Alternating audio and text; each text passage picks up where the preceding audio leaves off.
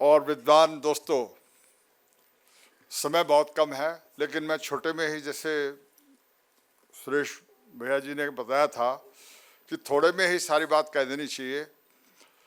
आज पंजाब के ऊपर वही स्थिति आ गई है जो 1980s में पहले मेहता चौक में जो निरंकारी लीडर थे, उनके गुरबचन निरंकारी चीफ थे, मारे गए थे।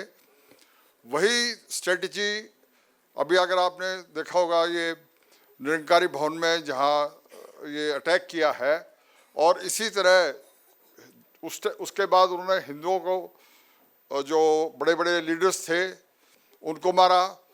इसी तरह लास्ट 3 ईयर से 2016 टू 2018 काफ़ी आरएसएस और बीजेपी के 6-7 लीडर्स हैं जिनको एलिमिनेट किया गया है।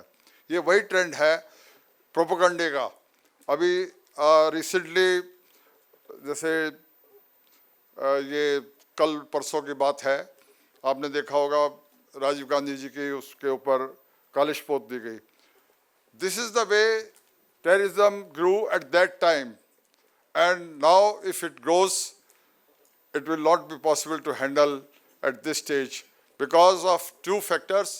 One is the Kartarpur Sahib. I respect all the Sikh community and I wish that corridor should be there, but at our terms.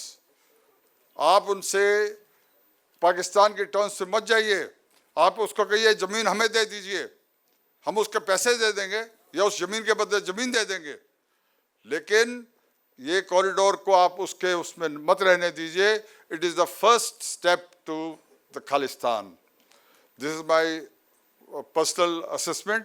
I have been into it, और मैं ज़्यादा नहीं कह के ये कहना चाहता हूँ कि पॉलिटिकली हमें ये देखना है कि स्टेट और सेंट्रल गवर्नमेंट एकजुट होके, ये मेनेस जो है ये किसी एक स्टेट का नहीं है, ये पूरे देश का है।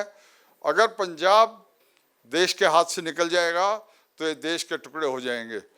ये बहुत लोगों की कुर्बानी हुई, मैं उन सबको सल्यूट करता हूँ जो पंजाब में लड़े या देश के लिए लड़े हैं।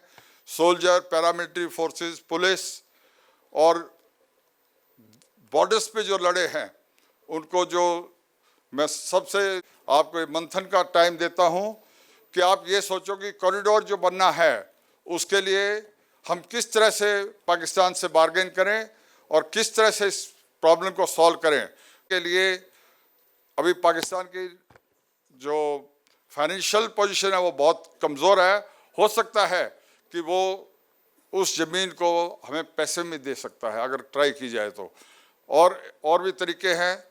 तो बस मैं ज़्यादा इस पे, क्योंकि समय बहुत कम है, आप भी काफ़ी थके हुए हैं, और स्ट्रेटजी ये कहती है कि अगले का मूड देखो कि क्या चाहता है। तो I think I call it a day. Thank you very much. जय हिंद।